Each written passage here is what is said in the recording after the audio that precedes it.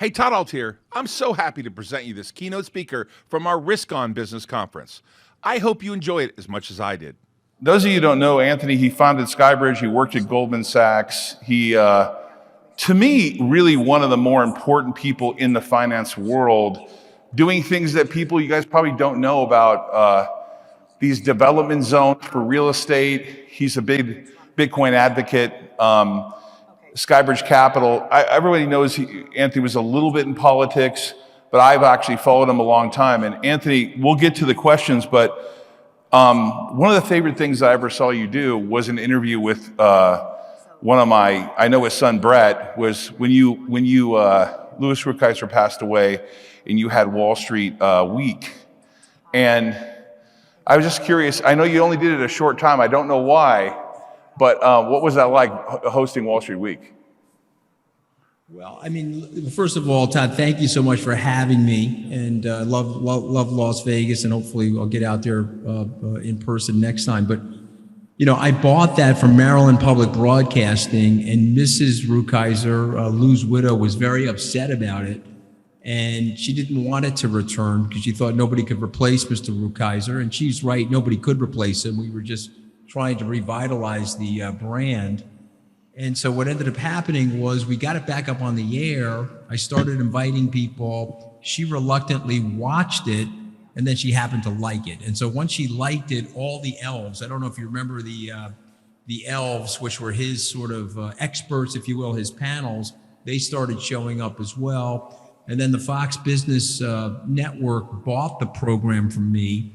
I hosted it there temporarily until I went into the White House. And of course, my job in the White House was more temporary than the Wall Street Week thing. But the good news there is Wall Street Week is now on Bloomberg. And so the brand is revitalized, and it's on Sunday nights on Bloomberg television. Yeah, I grew up watching it, obviously, really since I was I don't know if maybe I was 5 or 7 years old. And then to see you interview Carl Icahn, I thought was really one of the coolest interviews ever. Is the archive still around? Can you still see them?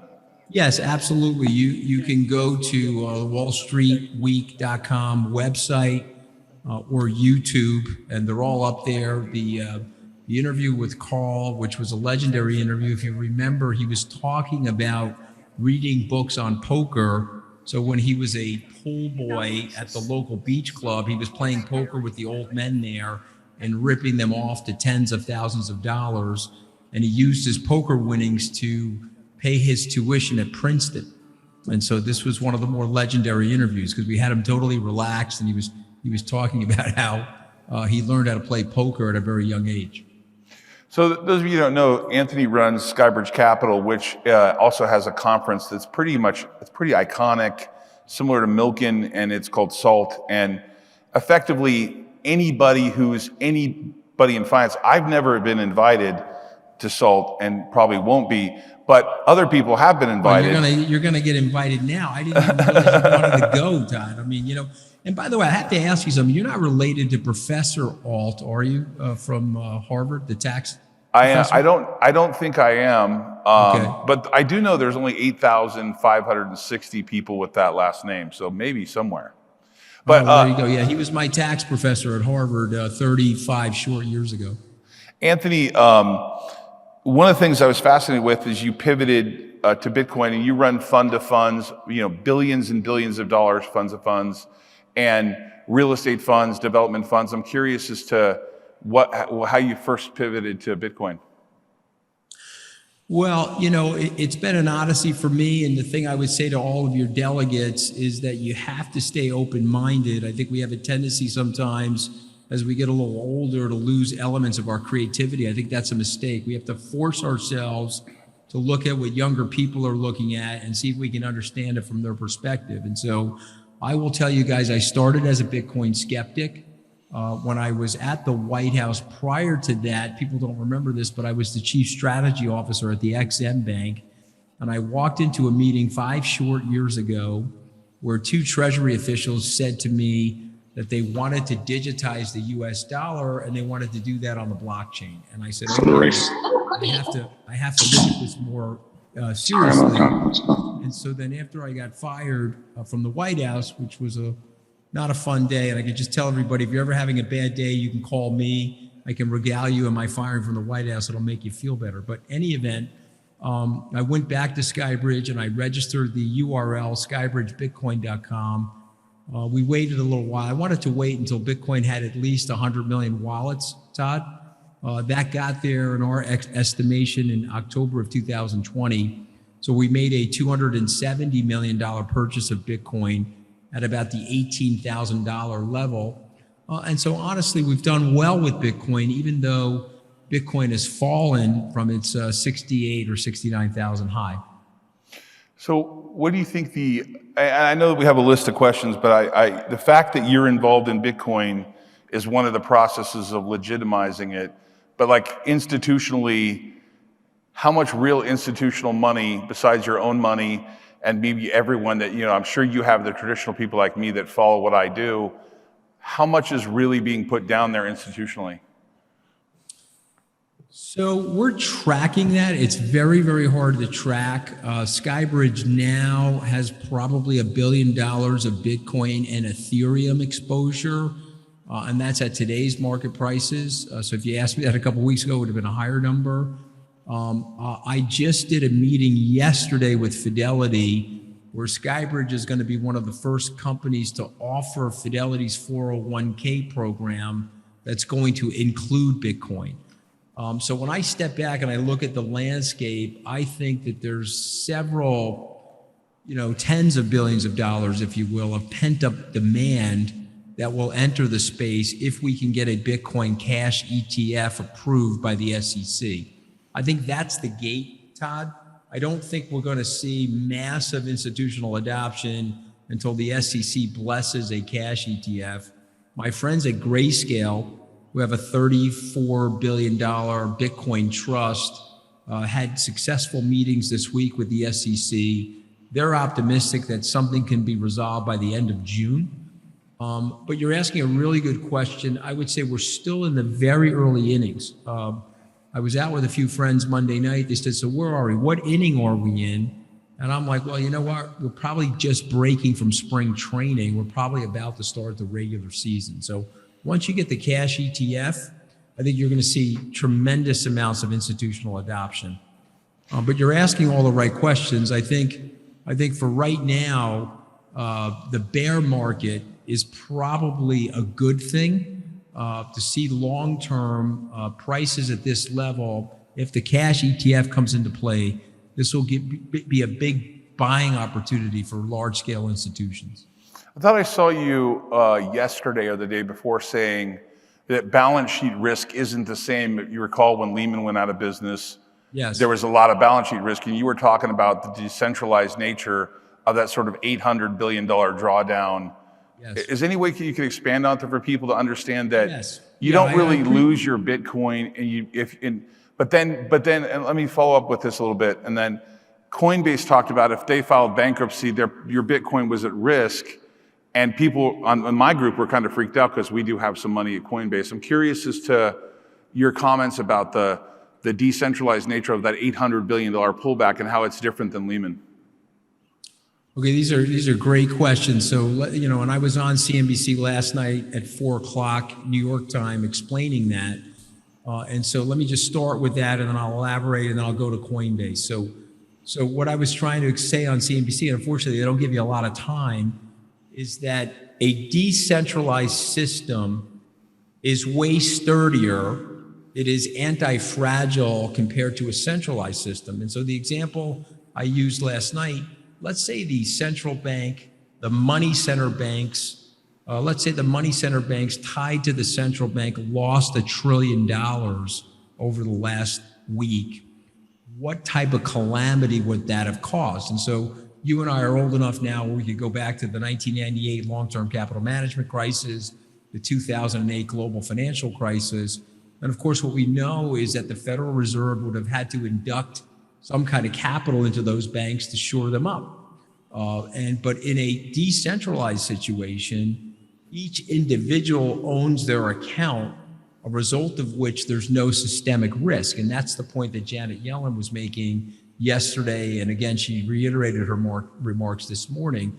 And what I would tell people is when you think about your businesses or our government, the less centralization, the better. The United States, whatever our weaknesses are as a country, we have one of the more decentralized governments at the federal level. We have a House, a Congress, if you will, the judiciary, and the executive branch. They balance each other out, the checks and balances that we learned in the 8th grade. Moreover, if you look at the state level, it's even further decentralized. So it's one of the reasons why the U.S. has been able to stay in there for 240 plus years with the same government. And all I'm trying to point out to people, decentralization is way better long term, because if $1 billion comes out of the system, you don't have that shock, that banking risk, that systemic situation. So I appreciate you giving me the opportunity to explain that. What I would like to do for you is I'm going to send you something related to Coinbase, Todd. I'll get your email, I'll send it to you, which is a very good research description about why people's accounts are safe at Coinbase. The SEC is pushing Coinbase very, very hard on certain issues. They wanted them to make a disclosure related to people's accounts because they don't have something that's called SIPC. So just in 30 seconds, what is SIPC? Well, we all know what the FDIC is. If you have your money at a bank and the bank goes belly up, you're guaranteed to get at least $250,000 out of your bank, sponsored by the federal government, the Federal Depository Insurance Corporation. Well, the security companies, the people that hold your stocks and bonds, they have something called SIPC. It's called the Security Insurance Protection Corporation.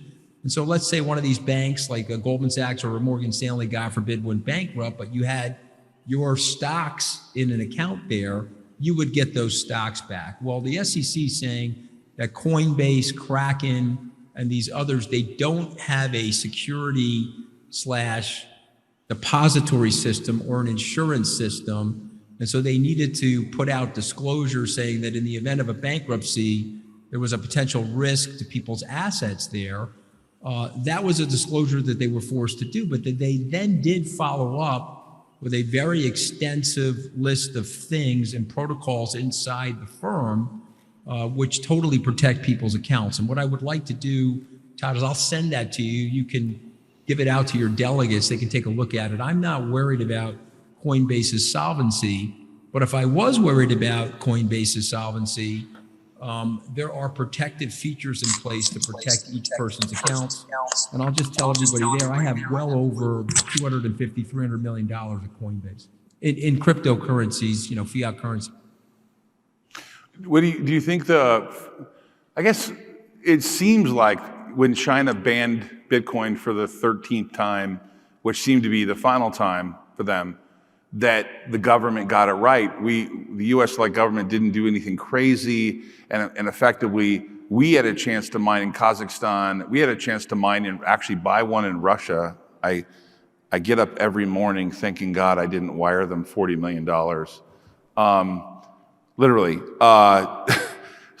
But do you think the government's going to get it right? It seems like, to me, are we past the point of kind of no return, where if the government tried to do something to Bitcoin, like China did, ban it or whatever, which I don't think they would, so it's really a stupid question to some extent. But do you think we're past the point of no return in terms of just regulating it versus trying to crush it at all? I mean, I presume you don't, because obviously you're long it, but is there anything do you think the US government will get it right ultimately, and how will they get it right?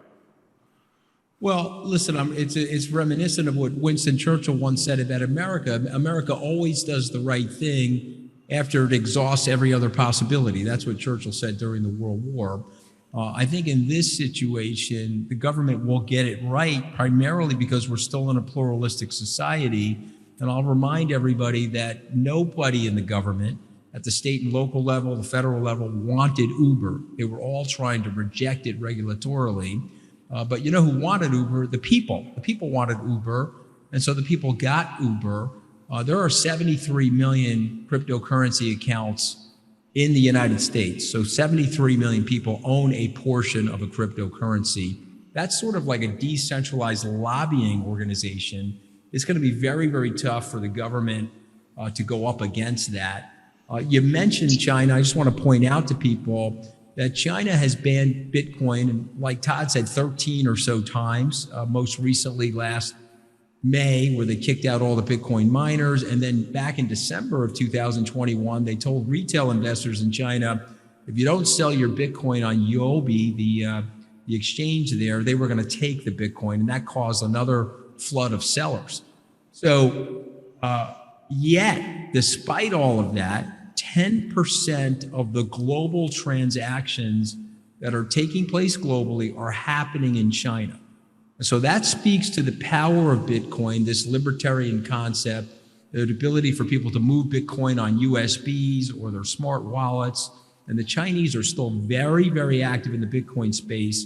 And maybe you guys caught this, but I do study China.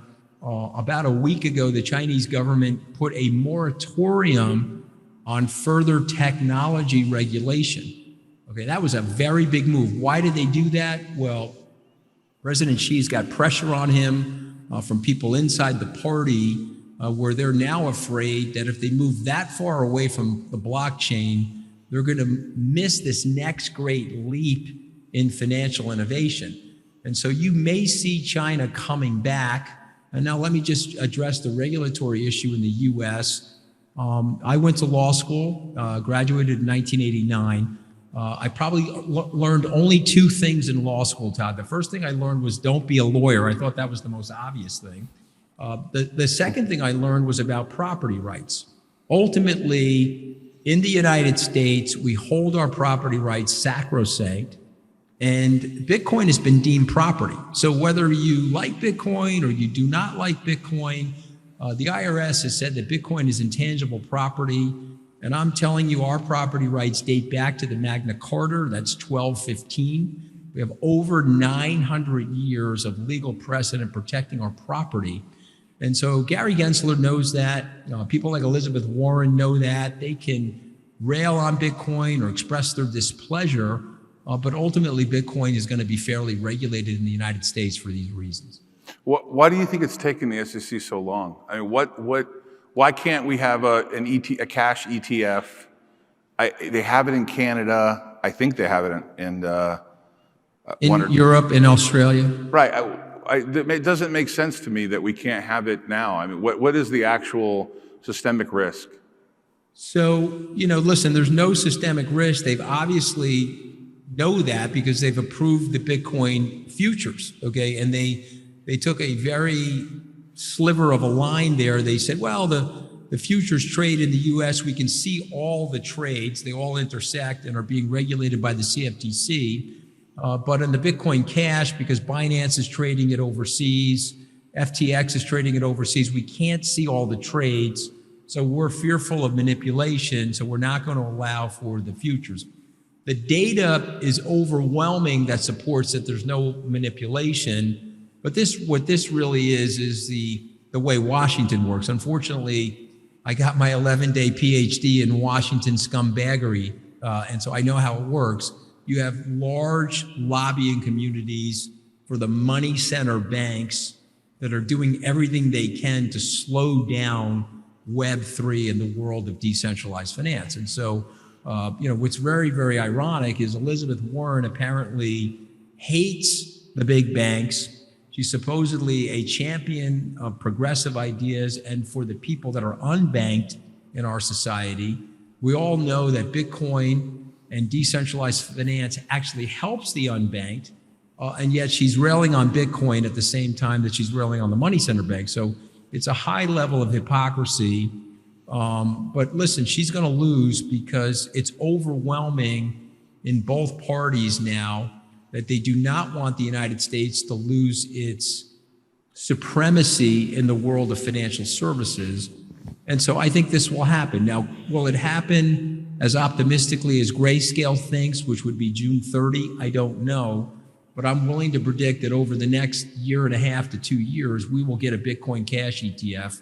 But it's been primarily slowed down by lobbyists and people who are trying to curry favor with each other in Washington. There's no sensical reason to do this. which is why I think it'll eventually end in a favorable result. So I know we don't have a lot of time. I don't. So I have more time if you have it. I'm at okay, your disposal. but I do want to say I've admired you a long time and followed you a long time. I think since the Oscar days, I was at Strom managing a hedge fund, and I thought you were on the cutting edge, and you are. There's no question. One of the smartest guys I don't know personally, but admire. And the question I have is, the people that are in the audience here, most of them take some sort of risk. I have taken monumental risk and failed a few times and re-upped. As my friend Jason Bartholomew, if he's here, he would say, I martingaled a few times too. I'm not a political guy. I don't want to really go into the politics, but you were at Goldman, you had Oscar, you started Skybridge, really a massively admired brand.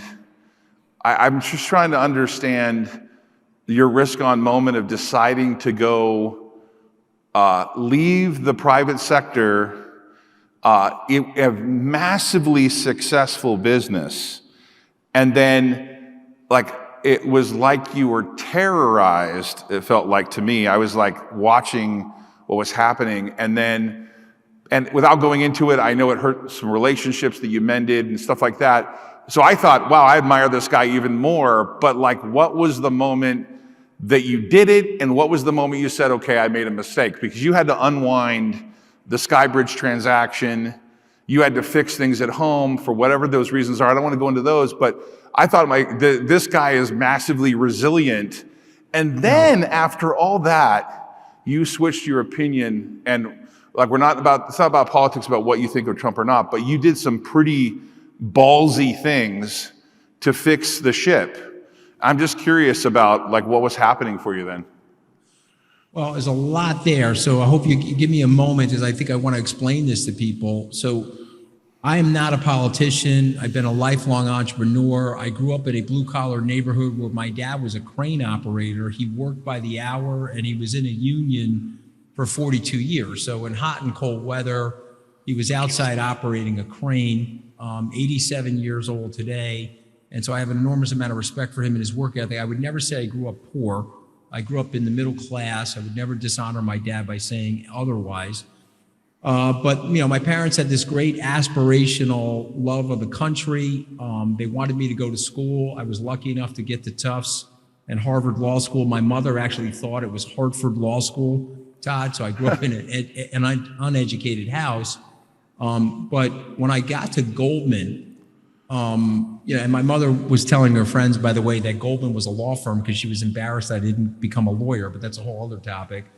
I had no relationships. And so I was tasked with being in the high net worth area at Goldman as a private banker, but I didn't have any relationships. So even though I went to Harvard, which was an old boys network, I was a young boy at that time, at least, and I didn't have any relationships. So one of the ways to break into the high net worth individual categories was to go into politics. And so I wrote my first check in 1989 at the age of 25 to Rudolph Giuliani. And this is before Rudy went, goo-goots, but this is, 30 plus years ago. Rudy lost that election. But what it did for me, it opened up a whole world of individuals. It was an unbelievable networking opportunity. I went on to work for Pataki. I went to work for Governor Romney, Jeb Bush, et cetera. I had known Donald Trump for 20 years. We had known each other from the New York circles. I am a CNBC contributor, which I think you know. Mr. Trump had worked at NBC for 15 years, very successful show, The Apprentice, went to many parties together. We had a relationship. In 2015, he came to me and told me he was running for president. I didn't believe him. I was already working for Jeb Bush at the time. He said to me, well, Jeb has low energy. You remember all that nonsense? And I said, okay. He says, well, if I knock Jeb out of the race, will you come work with me? And I shook his hand at the time and said that I would. I saw Trump at that time as a moderate. I saw Trump as somebody that could have potentially have been a transformative politician. We're talking about politics. I hope you don't mind. I'm just going to express my views. This is sort of an indictment of both parties. We need to end the identity politics, the tribal politics. We need to focus on less about what is left and right in terms of policy, left-leaning or right-leaning policy, and more about what's right or wrong for the country. We need more common sense injected into the discourse and more compromise. I thought Trump at age 70 was going to have the capability of doing that. And so I made a series of mistakes. But when he called me after Jeb came out of the race, I accepted the position. I went to work for him, but I want to say this to people. I had a seminal moment with Mr. Trump in Albuquerque, New Mexico. We descended into Albuquerque, New Mexico in May of 2016. I went into the Albuquerque Civic Center. Todd, there were 9,000 people waiting for him. I got to see something on the Trump campaign that I didn't see on the Bush campaign. That was people, ladies and gentlemen. There were tons of them. They were waiting for him. And so I went into the crowd and I started asking people why they were there. And one gentleman said to me, well, you know, my dad was at a factory for 30 years. I was there for 12, but they just shut the factory. I lost my job. And so now I'm working at Domino's Pizza, delivering pizza, and Lowe's, the home improvement store. So I lost my job. I picked up 2 jobs, but I'm down about 50% in income. So I'm here because Mr. Trump is going to bring the jobs back. And then he said something to me that I will never forget. He said, you know, you think, Anthony, you're in New Mexico, but you want to know something? New Mexico. Okay, that would be Mexico. Okay, so that's where my job moved to. And of course, people know this, but it's worth repeating. 65,000 factories were lost in the United States after the signing of NAFTA. And so when I got back on the campaign plane, I did some analysis on the internet. I told Mr. Trump, I said, you know, my dad's wages today, same union, same job, even if that job was available, he would be down 26.5% in real wages. And so all of a sudden you're taking this aspirational blue collar family, and over a generation, you're turning these people into economically desperational. And I am telling you guys, we have a severe problem in the country because a good 15 to 20% of our citizens are defecting from the system. You know, they're sticking a finger in the eye of the medical establishment, the political establishment, the business establishment. So I felt Mr. Trump was on to something. When he won the election, and now I'm getting to your point, I made a decision to go work for him. My wife did not want me to do that. I mean, she hates Trump almost as much as Melania hates him. I mean, it's a very high bar, but I'm telling you, she does, okay? And so she didn't want me to work for him. We got into a fight over it. And this was one of the biggest mistakes in my career, and people should really listen. I put my ego and I put my pride into my decision-making. And if you're an investor in the room or an entrepreneur, you cannot do that, because once your ego and pride get engaged, you make emotionally charged decisions, and sometimes they're disastrous. And let me tell you what the decision was based on. I had made a good deal of money, 2 successful businesses. I grew up in a blue-collar neighborhood. I went to Tufts and Harvard, was a successful entrepreneur. I now had the chance to work for the American president. And it was too attractive to me. It was too alluring for me. But my wife said, well, the American president's batshit crazy. Don't go work for him. And I said, oh, no, I'm going to take a round peg and put it in a square hole. And then, of course, the fight started. But here's the thing. You talk about a political transformation. It wasn't just me. It was General Kelly. It was Mark Esper. It was General McMaster. It was Rex Tillerson. There isn't a person that was tied to Trump. I want people to think about this. There wasn't a person that was tied to Trump that had financial independence or a different career like in the military that didn't speak out and denounce him for what he was doing and the way he was thinking about America. So I know there are probably Trump supporters in the room, and you probably watch Fox News and you're sore at me, but my message to you, because I'm a lifelong Republican, my message to you is there are better messengers for your movement. We definitely need common sense strategies, and we need solutions related to growing our entrepreneurs and solutions related to handling our infrastructure and education. But we don't need this tribalism and this divisive identity politics. I'm telling you, that's not the best course for America in the future. So I spoke out about it. And listen, I let the chips fall where they are. But like you, Todd, because I follow your career, and this is a big message for everybody. What other people think about you is none of your business. If you spend your day looking at commentary on the internet or what people think about you at a cocktail party, who cares? Go do your life and do the best you possibly can as an entrepreneur or an investor or a business person, but learn from my mistake. Don't put your ego and your emotions and pride into your decision making. Every time I've done that, it's had a colossally bad outcome. But you just admitted you made a mistake, but I was more impressed that you admitted it and fixed it and sort of recaptured that. To me, have come back stronger than ever, pivoted to Bitcoin, pivoted to development zone real estate. And for that, I thought it was pretty... Fix my marriage though, sir. I mean, that was the big thing. You know, I had to fix my marriage. And here's another thing I would say to you, not to interrupt you, Todd, but like, don't have your relationships in your life be disposable. You know, we dispose of everything in our lives. I love my wife. She loves me. We were this close to getting a divorce, and, you know, we fixed it. We went to couples therapy, and we got ourselves back together. We have 2 young kids. And to me, that was the biggest thing of the whole thing. You know, when we talk about resiliency, don't give up on things that are important to you. I'm sorry, I didn't mean to interrupt, but since we got into some of the personal things, I wanted to share that. Well, I think it's important that we talk personal stuff because the reality is that the R in risk on, which risk on is I've sort of stole it a little bit. It's a Wall Street term, right? I grew up with this when I was at Witter and worked in the World Trade Center before it was, unfortunately, we know what happened there.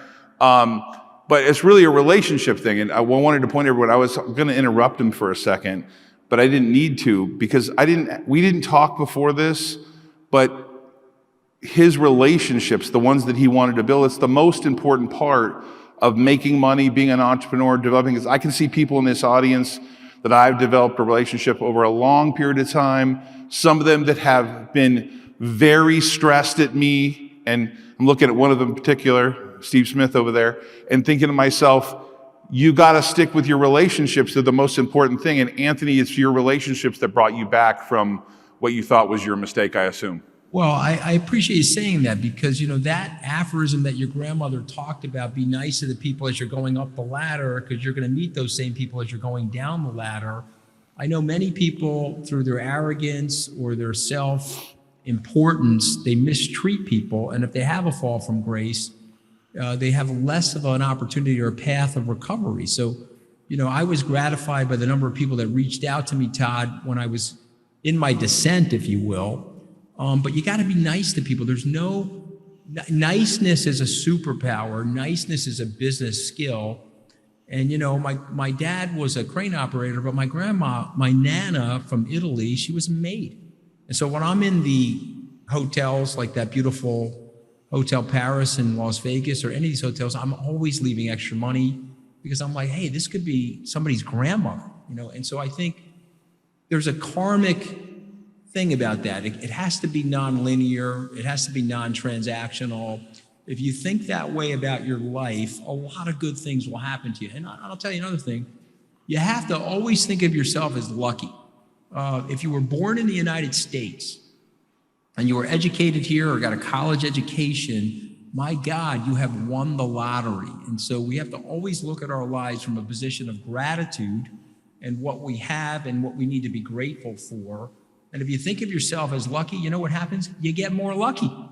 You know, it's a combination of your work effort, of course, but I'm telling you, that sort of sunny optimism, it works in business, it works in your personal relationships as well. Yeah, I know, unfortunately, we have to go, but I wanted to say, for those people who are in the audience and don't have, you know, kind of a $10 million minimum or a $5 million minimum to be part of Skybridge Capital, I've been seeing, it looks like you're creating products. Is there anything that you could direct the audience to? Minimums are now down. You know, I brought the Skybridge minimums on the hedge fund level to 25,000. We set it up as an investment rig. The ETFs are obviously no minimums. You could just go to skybridge.com and get the information there. So before Anthony goes, this is exactly why you're here. okay? I grew up poor, HUD housing, Fullerton, California. Mom never knew my real father, never met my real father, I know who he is.